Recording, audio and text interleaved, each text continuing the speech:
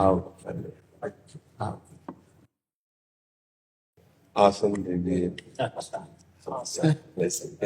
है आसन की लोग मना करिए तो ऐसे ही लगता है। अब जैसे एक प्लास्टिक की चेयर अगर वो जरा कुर्सी देखते हो एक एक कुर्सी हाँ, एक कुर्सी आप विराजे जब तक आप ले बैठेंगे तब तक कैसे नहीं आओ भाग्य आप दर्शन दिए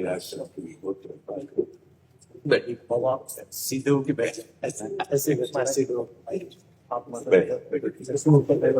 हम वस्त्र सेवा कर सकते हैं, सफेद वस्त्र है आपको हदे अगर आ गया एक बार आप इधर लगे अपने इन बाल संतों को उड़ा दे नहीं बस नहीं महाराज जी को पहले तो उड़ा जी, दे। जी। अंदर की तरफ जी सब अंदर की तरफ लाओ हमारे से बाल संतों को उड़ा दे इसके विषय महाराज जी हम ये साजिद किया हुआ शिवलिंग ये जैन धर्म का वास्तव से चलता है ये हमारे लिए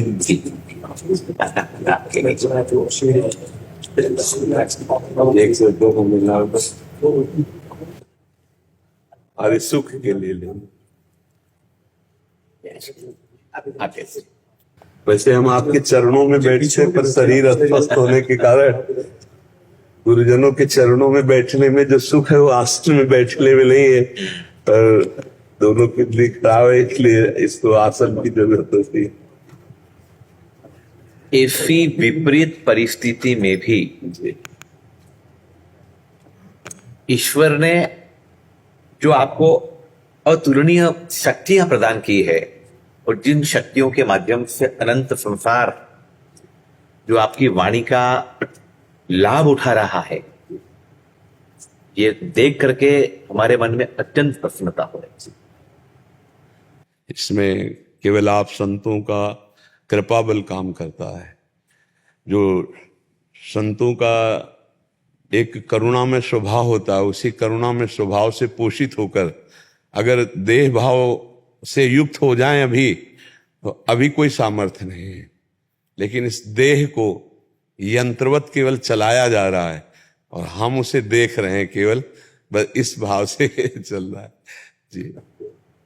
मैं जैन धर्म के श्वेतांबर आमनाय से जैन संतों को अच्छा, उसमें एक है दिगंबर दो परंपरा है जी। भगवान महावीर की जो परंपरा है वो दो परंपरा है जी। एक श्वेतांबर परंपरा जिस हम बिलोंग करते हैं जी। एक दिगंबर परंपरा जो वस्त्र रहित जी हाँ जो परंपरा होती है। तो हम भ्रमण करते हैं और भ्रमण करते करते पैदल भ्रमण करते करते अयोध्या नेपाल आदि भ्रमण करते करते इधर आना हुआ। जैन परंपरा में जैन शास्त्रों में वैकुंठ ब्रज आदि का अनेक स्थानों पर वर्णन मन में एक बड़ी तमन्ना थी। कृष्ण जी की जो पवित्र भूमि है तो उस भूमि के निहारने के लिए दर्शन करने के लिए यहाँ आने का भाव था। हमारा मथुरा में एक बहुत प्राचीनतम जैन मंदिर हाँ है कल्पद्रुम पार्श्वनाथ मंदिर। तो वहां के लोगों ने मुझे स्पेशल आग्रह किया कि गुरु जी आप यहाँ तक पधारे हैं तो एक बहुत अच्छे सुलझे हुए उच्च संत है, अगर उनसे आपकी मुलाकात होगी। ये तो आपको दर्शन देना था महाराज जी, इसलिए और सनातन धर्म जी इन दोनों धर्मों की जो एक वाक्यता है वो बहुत आपके विचारों में बहुत अच्छा होगा। महाराज जी, मुझे आज तक कभी ये अनुभव ही नहीं हुआ कि कोई और धर्म है जी। हमें ये लगता है जितने भी धर्म हैं सब आत्म स्वरूप के हैं, इसलिए मुझे और कोई धर्म नहीं है। सब हमारे गुरु भाई लगते हैं, सब हमारे घर के लगते हैं, हमें आज तक कोई पर लगा नहीं। बराबर, बिल्कुल। हमें सब अपने लगते हैं। जैसे आप आए ना, हमें लगता है मेरी आत्मा आए, मेरे प्राण आए, मेरे जीवन आए मुझे कृतार्थ करने के लिए। मुझे कभी ऐसा नहीं लगा। और पूज्य श्री महामहिम महावीर स्वामी जी की वाणी पढ़ी है जी, तो हमें कहीं किंचन मात्र भी अलगाव नहीं लगा महाराज। हेलो। मूल जो सिद्धांत है, जी। मूल जो बातें हैं, बस महाराज जी हमें मूल पकड़ना है। ऊपर की डालों के विभाग में अगर हम जाएंगे तो परेशानियां आ जाएंगी, और जब मूल में आते हैं तो हमें एक ही कृपा नजर आती है। एक भी शब्द का कोई अंतराय ना हमें गुरुवाणी में मिला है, और ना हमें पूज्य श्री महावीर स्वामी जी की वाणी में मिला है, और ना किसी महापुरुष की मिला है। बीच में जो उस ऊंचाई पर नहीं पहुंचे वहां खंडन मंडन की बातें आती हैं, लेकिन ये तो उन लोगों की प्रवृत्ति है जी जो बाह्य प्रवृत्तियों में ही, मतलब हाँ भाई जी जी जी जिन लोगों जी। को आत्मचिंतनता की बात है, जी। वे खंडन मंडन, हाँ ये जी। क्या है? मेरे गुरुवर आचार्य श्री नवरत्न सागर सिलसर जी महाराज हैं, जिनके पास मैं 5.5 वर्ष की उम्र में गया था। 6 वर्ष की उम्र में जैन परंपरा में श्रमण बना था। उन्होंने मुझे एक ही बात कही थी कि जहां सद्गुण है वहां नमन है, जहां सद्गुण है वहां नमन है। बहुत अच्छा आपके बारे में सुना था। आपकी जो विचारधारा है वो भगवान महावीर के बहुत नजदीक प्रतीत होती है। बहुत ऐसा लगता है कि एकदम प्रेम, करुणा, वात्सल्य, कृष्ण का जो दीर्घदर्शिता, तो मन में भाव थे। हम अर्ली मॉर्निंग सुबह विहार किया, पैदल चलते हैं जैन संत, और हमारे विनीत जी ने बताया था कि आपको ये इतने बजे का समय है। हम सब साधु एकदम अर्ली मॉर्निंग सुबह आए। आज मुलाकात हुई। बहुत कृपा है। सबसे अच्छी बात जो है, संत से जब मिलते हैं सौभाग्य खिलता है, जी आनंद की अनुभूति होती है, जी और कुछ आनंद शब्दों में व्यक्त किया जा सकता है। जी कुछ आनंद नहीं किया अनिर्वचनीय, हाँ अनिर्वचनीयम प्रेम स्वरूप शब्दों में जो व्यक्त किया जा सकता है जी। उसकी सीमा है। सेवा है, बिल्कुल बिल्कुल महाराज जो शब्दों में व्यक्त नहीं कर सकते हैं वो वो असीमा है, अनंत है, जी। असीम है।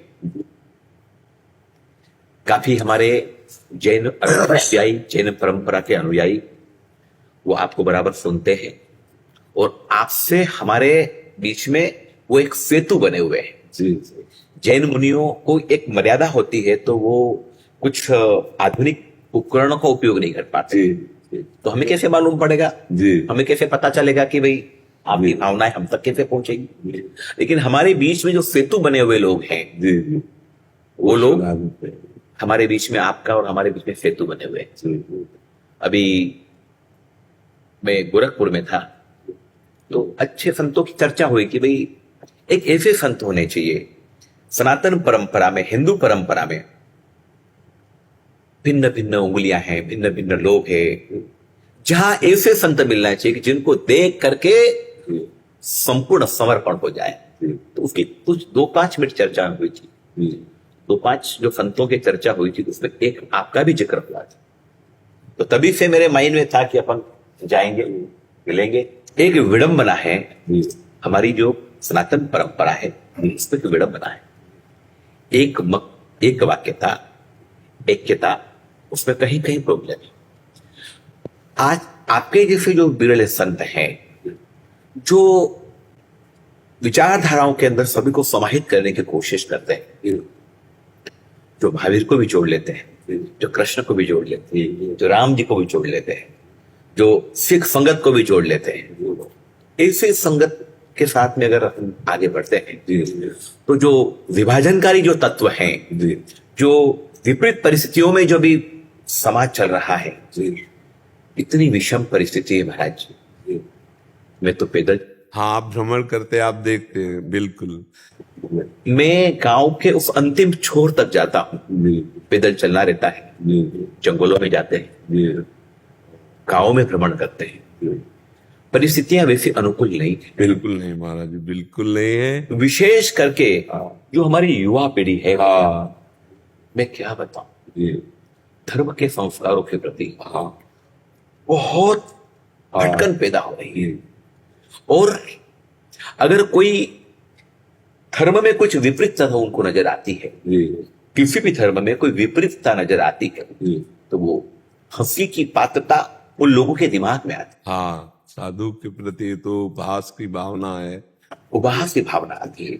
लेकिन जब आपके जैसे संत होते हैं, तब उनका माइंड डाइवर्ट हो जाता है। संत जी, मैं एक आपको निवेदन कर रहा हूं, सबसे बड़ा जो आचरण होता है जी, संसार का सबसे बड़ा उपदेश होता है। आप सबसे बड़ा जो उपदेश आचरण, हम जैसे पैदल चलते हैं, कोई भी, हम तो समझ, लोग हमको नहीं जानते कि हम जैन संत हैं। जैन संत है ये लिमिटेड लोग जानते हैं। हमारी वेशभूषा, हमारा ये तो लिमिटेड लोग जानते हैं। पूछते हैं कि क्यों पैदल क्यों चलते हो, क्या काम है? तो जब हम कहते हैं उनको कि ईश्वर की प्राकृतिक व्यवस्थाओं का हम हिस्सा बन रहे हैं। ईश्वर ने जो नेचुरली प्रकृति बनाई, गाड़ी क्यों बढ़ी नहीं? नेचुरल वास्तविकता जो जिस प्रकार से नेचुरल है उसको हम जीते हैं। ये छोटे छोटे संत भी उसी प्रकार से जीते हैं, हम क्या है इसी प्रकार से जीते हैं। तब उनमें जो परिवर्तन आता है, उनमें जो भाव आता है, खूब खूब आनंद मिलता है, खूब प्रसन्नता। सुबह जब हम 2 बजे निकलते पैदल, तो यहां से लेकर वहां तक 70-80 हजार नौजवान होते।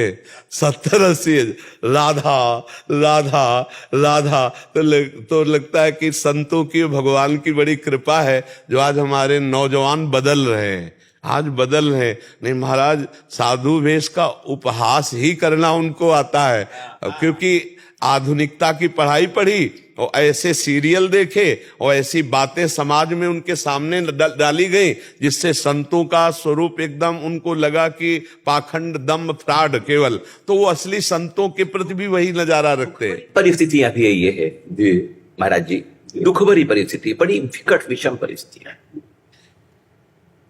विशेष करके सनातन हिंदू संतों को टारगेट बना करके वेब सीरीज चल, फिल्में बन, हाँ, उससे नए बच्चों के अंदर भावनाएं, नए लोगों को मालूम नहीं जी, नए लोगों को तो वो मोबाइल के अंदर वेब सीरीज चालू करी, कुछ फिल्म देखी, और फिल्म में पर्टिकुलर हमारे ही संतों को जी जी टारगेट बना करके उनको ये दिखाया जाता है। ठीक हो सकता है, कुछ परसेंटेज हो सकता है। हाँ महाराज जी, इसमें क्या हुआ कि हम लोगों में जो भगवत लक्ष्य नहीं बनाए हुए हैं और उन्होंने अर्थ और वासना भोगों की पूर्ति के लिए भेष रखा, और जब उनके पास वैभव एकत्रित हुआ तो उस भोग का प्रदर्शन किया, तो वो प्रमाण मिल जाने के कारण नए नए बच्चों को और अश्रद्धा हो गई। तो जब उनके सामने सत्यता का प्रमाण रखा जाएगा तो ऐसा नहीं, सब में भगवान उनकी बुद्धि बदलेगी, जरूर बदलेगी।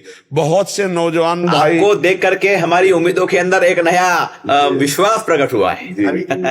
जैन परंपरा में किसी भी प्रकार की परिस्थिति में, और जितने भी जैन संत, जैसे हमारे जितने भी हैं यहाँ पर, या हिंदुस्तान में जितने भी, कोई भी संप्रदाय, कोई भी, सूर्य अस्त होने के बाद, हाँ, खान पान विभाग बना, चाहे जितनी गर्मी, तो ये आप सच फरमा रहे हैं कि भाई अगर जीवन की अगर शुद्धता प्रक्रिया है तो उसको अपने आप में ऐसा भोजन जो तामसिक भोजन हो, तामसिक आहार, वो साधना में तो अवरोध पैदा करेगा, व्यवधान पैदा करेगा। तामसिक आहार व्यवधान साधना में हो ही नहीं सकता। इसलिए हमारा जो आहार है, भगवान महावीर ने यही कहा कि तामसिक आहार, कोई भी तामसिक प्रवृत्ति नहीं कीजिए। और अभी जो विचारधारा है, सबको साथ में जोड़ने की जो भावना है, और बस आप गुरुजनों का आशीष रहे कि हम जब तक श्वास प्राण रहे तब तक आप संतों की, समाज की यही सेवा बने कि जो आप संतों से जूठन मिली है ज्ञान की, वही सबको पवा सके।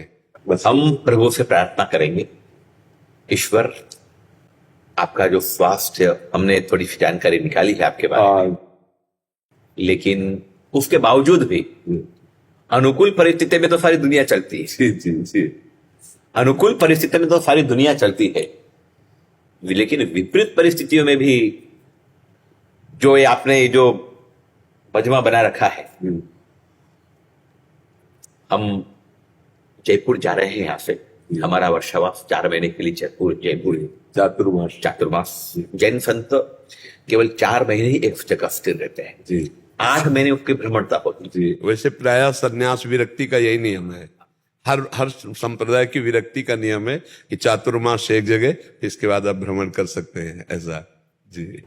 पर खूब प्रसन्नता होगी, हमने अपनी साधना में भी हमारी आराधना में उपासना होती है, जैन परंपरा में प्रतिक्रमण होती है, साधना होती है, उसमें भी हम जरूर आपके विषय में ईश्वर से प्रार्थना करेंगे कि ऐसे संत अगर होते हैं तो क्या समाज में बड़ा विघटन चल रहा है, बहुत विकट विषम परिस्थितियां हैं, बहुत विषम परिस्थितियां हैं महाराज जी, बड़ी विषम परिस्थितियां हैं। और ऐसी विषम परिस्थितियों में भी आप विपरीत परिस्थिति में भी जो शरीर तो साथ दे नहीं दे, मन जो है हमारा जी मन में तो हर समय इतना आनंद बना रहता है आप गुरुजनों के प्रताप से कि इसकी कोई परवाह नहीं। एक आत्मबल, एक भागवतिक बल, एक ऐसा चैतन्य बल जागृत है, वो हमारा नहीं है, वो आप सब गुरुजनों के द्वारा दिया हुआ, क्योंकि सेवा करवानी है। ये किंचन मात्र कहीं कोई हमको ऐसा महसूस नहीं होता कि मैं बीमार हूं, और जब यहां से हटूंगा तब बीमार हो जाऊंगा फिर सैया में पड़ जाऊंगा, फिर 4 लोग वो सब लीलाएं होगी, पर जब तक बैठे हैं तब तक एक अमोघ शक्ति काम कर रही है, गुरुजनों की, आप सब महापुरुषों की शक्ति काम कर रही है। और ये निश्चित केवल कुछ समय के लिए है। ये जो कभी कभी ऐसा होता है ना, तो ये भागवतिक लहर दौड़ती कुछ समय के लिए ऐसा होती है, वो कहीं भी किसी को निमित्त बना ले और वो अपना प्रभाव दिखाती रहती, भगवत वाणी अपना प्रभाव दिखाती रहती। जैन परिभाषा में एक शब्द आता है, तन में व्याधि, मन में समाधि। हाँ, ये बिल्कुल यही तन में व्याधि, मन में समाधि, तभी लगेगी आत्म समाधि। हाँ बिल्कुल बिल्कुल। जब आत्मा की समाधि होती है उसमें कोई तन तो ठीक है, तन में चाहे व्याधि हो, आत्मा में समाधि है तो उससे दुनिया में और कोई सुख नहीं हो सकता। अगर तन व्याधि युक्त है और मन स्वस्थ है, बस स्वस्थ, बस बराबर हो गया, ये आनंद का विषय रहता है। तो बहुत कृपा हुई आपके दर्शन। जीवन में हमारा दोबारा आने का लग नहीं रहा है, क्योंकि हम पैदल चलते हैं। जी, पैदल चलते हैं, इसलिए जिंदगी में शायद मुझे नहीं लग रहा है कि हम दोबारा यहाँ पे आ पावे, क्योंकि हजारों किलोमीटर पैदल चल करके हमारा मूलतः गुजरात, राजस्थान, मध्य प्रदेश, महाराष्ट्र, ये विचरण का ज्यादा स्थान है। एक हमारा बहुत बड़ा तीर्थ है समेत शिखर जी, तो उस परंपरा उसके लिए हमारा यहाँ आगमन हुआ था। और फिर ये सब इच्छा हुई कि चलो यहाँ पर सब, ये वृंदावन की भूमि है, ब्रज की भूमि है, मथुरा की भूमि है, तो और हमारे जैन तीर्थंकरों की भी भूमि है, ये जैन कल्याणक भूमि है। अयोध्या जहां पर मैं गया था तो वहां पर 19 कल्याणक भूमियां हैं। भगवान ऋषभदेव, भगवान जितने भी तीर्थंकर है, वहां पर उनका जन्म हुआ था, वहां पर उनकी समाधि हुई थी, वहां पर उनके हुए थे। आपका इतना प्रेम है, अतिथि का सत्कार, संतों का सत्कार, ये तो आपके रोम रोम में भरा हुआ है। आपके चेहरे से ये प्रतीत हो रहा है एक जैन संतों को आपने जो आज मान दिया, जिले हमारा प्यार दिया। और एक और बात है कि ज्ञानी ज्ञानी से मिले, कह रहे ज्ञान की बात, बस वही बात होती है। जहां ज्ञान हो जाता है फिर ये सब दूसरी बातें सब खत्म हो जाती है, वरना तो सब वो कहानियां चालू हो जाती है, वो भिन्न भिन्न प्रकार की बातें चालू हो जाती। पर आपका इतना स्नेह भाव है पंत जी। छोटी सी बात करके मैं मेरी बात पूरी करूंगा। जब बात आहार की निकली तो बता रहा हूं, जैन संतों की सबसे महत्वपूर्ण अगर कोई धर्म को प्रचारित करने की प्रक्रिया है तो वो आहार प्रक्रिया है। हमारा उपदेश तो सेकेंडरी, पर सबसे महत्वपूर्ण, हम जो आहार ग्रहण करने के लिए चाहते हैं तो हमारे पात्र होते हैं, सारी सामग्रियां जो भी उनके लिए बनी हुई, अपने निमित्त से बनाए हुए का यूज नहीं करते हैं। उनके लिए जो बनाई हुई चीज होती है उसमें से अपने अनुकूल, उसमें भी हमारे जो अनुकूल है, उनकी जो श्रद्धा भक्ति, और इतना लेना, गौचरी, गद्दाचरी नहीं जितना सब ले ले ऐसा नहीं, एक सिस्टम होती है। तो उससे, उस प्रक्रिया से समाज के अंदर नास्तिक से नास्तिक व्यक्ति को भी एक बार तो मतलब सद्भाव ना बने। आपने हमें जो समय प्रदान किया है, ये मुझे समय प्रदान नहीं हुआ, ये समस्त जैन परंपरा को आपने समय प्रदान नहीं, हम सबके चरणों में। आज हमारे लाखों लोगों को जब ये पता चलेगा, लाखों समाजजनों को जब पता चलेगा कि संत श्री प्रेमानंद जी महाराज ने, आचार्य विश्वरत्न सागर जी और इनकी जो भेंट वार्ता हुई, जो प्रेम वार्ता हुई, प्रेम वार्ता हुई है, प्रेम वार्ता जो हुई, तो इससे समाज में एक बहुत अच्छा समझ, बहुत अच्छा समझ, जैन कम्युनिटी एक माइंडेड, रिचेस्ट, ब्रिलियंट और राष्ट्र के लिए, देश के लिए निर्माण करने वाली परम कम्युनिटी है। तो उसके जो संत है, उसके जो मार्गदर्शक, उसके ऊपर जो संत रहते हैं जी वो इनको मार्गदर्शित करते हैं। जब उन सबको पता चलेगा जी तो ये आज हमें आशीष मिलेगा, ये पक्का है। जी प्रभु की कृपा होगी। संत जी इतने व्यस्तम समय में भी आपने हमारे सब संतों को समय दिया, आपने जो प्यार दिया, स्नेह दिया, पूरा हमारा जैन परंपरा जो है, हमारे हजारों साधु भगवंतों को जब ये पता चलेगा तो खूब प्रसन्न होंगे, खूब प्रसन्न। थोड़ा रास्ता बना दीजिए। एक अरे अरे अरे बस बस